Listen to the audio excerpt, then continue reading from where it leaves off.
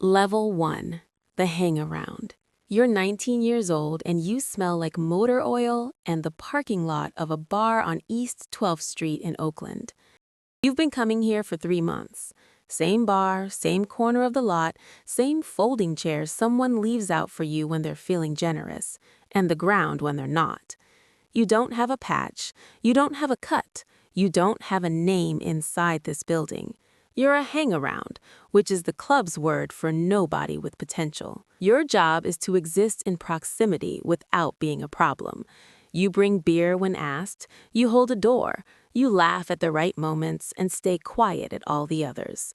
The men you're watching have full patches, a red and white death's head on the back of a leather cut that takes years to earn. You grew up watching your uncle wear one.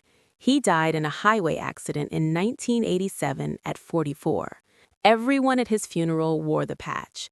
Your mother wore black and didn't speak to any of them. She told you once, those men took your uncle from this family long before that highway did. You thought about that for a long time. Then you drove to East 12th Street anyway. You're being watched. You just can't see it happening. Level 2. The Prospect. You're 20. A full patch member named Brick pulls you aside after a Thursday run. You want a prospect? You say yes before he finishes the sentence. That's the right answer. He tells you what it means. You prospect for a minimum of 1 year. You do what you're told, when you're told, without question or complaint. You carry tools, spare parts, and first aid in your saddlebags at all times, because any full patch member who has a breakdown on the road is now your breakdown. You clean the clubhouse. You work the door at events. You get sent on runs, deliveries, pickups, items and bags you don't open, and addresses you forget immediately after. You eat last. You leave last. You have no vote. You have no voice. In church, that's what they call the member meetings. You're furniture that moves product and takes abuse with a smile. A full patch named Decker tests you for 6 weeks straight. Every time you walk into the bar, he finds something wrong. Your bike isn't clean enough. You brought the wrong cigarettes. You parked in his spot even though his spot isn't marked. You take it. Every time you take it. Because you know what Decker is doing and you know what it means if you break. Your cousin Marcus calls you one Sunday. He heard what you're doing. He says, they're going to use you up and vote you out, and you'll have nothing to show for it. He's a manager at a Home Depot in Fremont. You picture that.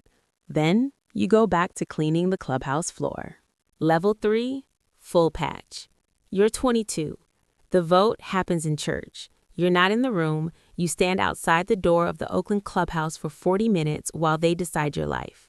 The door opens. Brick nods. You're in. They put the patch on your back in a room with 30 men. The death's head in red and white on black leather. Top rocker, Hell's Angels. Bottom rocker, California. The center patch between them. You've seen this your whole life from the outside. Now it's yours. You feel it settle onto your shoulders like something physical has changed in the world.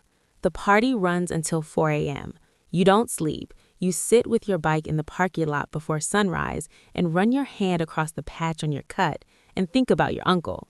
The weight of what you've joined doesn't hit you in a single moment. It arrives slowly, over the weeks that follow, as you begin to understand what the patch actually means. You don't just represent yourself anymore. Every action you take on the road, in a bar, in a parking lot, or in a courtroom reflects on every man who wears this patch in every country on earth.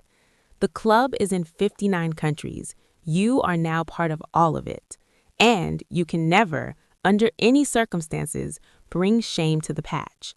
The consequences for that are not written down anywhere. They don't need to be. Level 4, the earner. You're 25. The club doesn't pay you a salary. It doesn't work like that. You earn. The Oakland chapter controls the methamphetamine distribution across 3 counties. You move product for the club. The arrangement is simple. The club supplies you move it, you keep 30%, you return 70%. In a good month, you clear $15,000.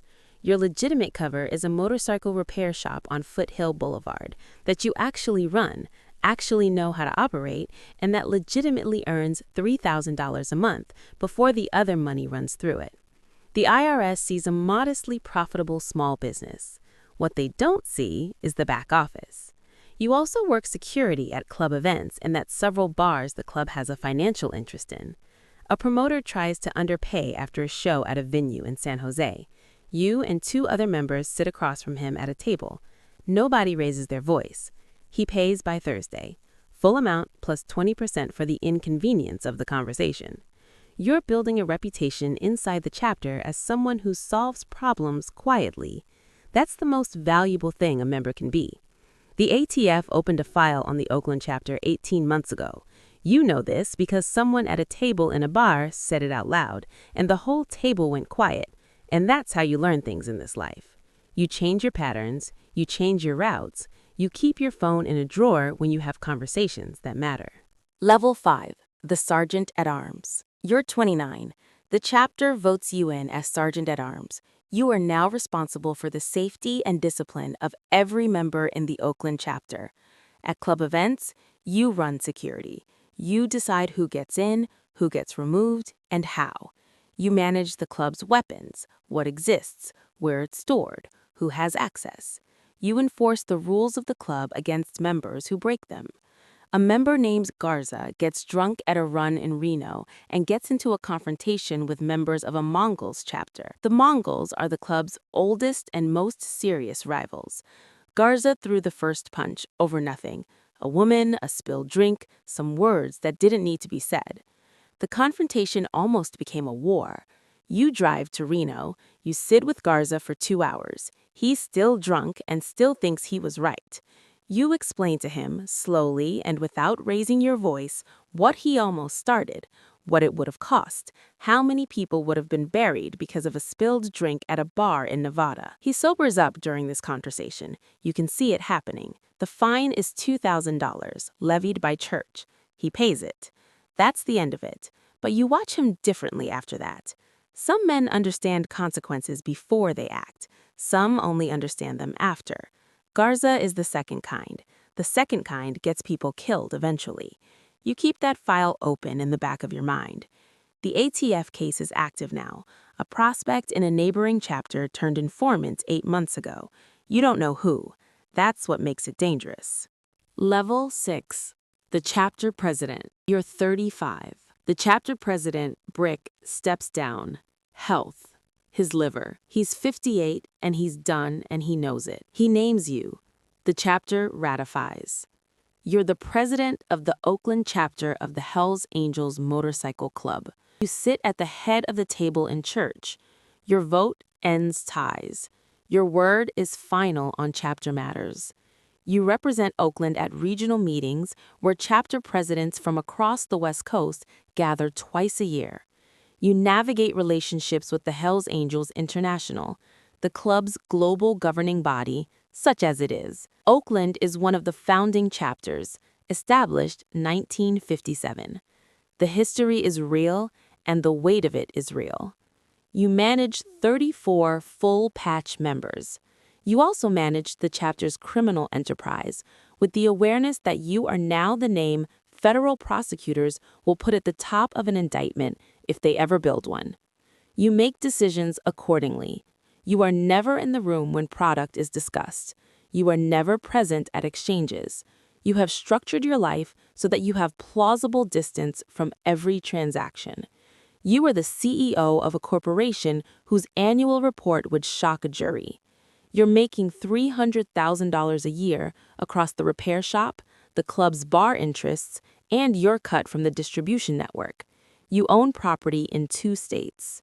Your mother is 68. She calls every Sunday. She asks if you're safe. You say yes. You've been saying yes your whole adult life. She stopped believing you around the time you got the patch, but she keeps calling anyway. You haven't told her what you actually run.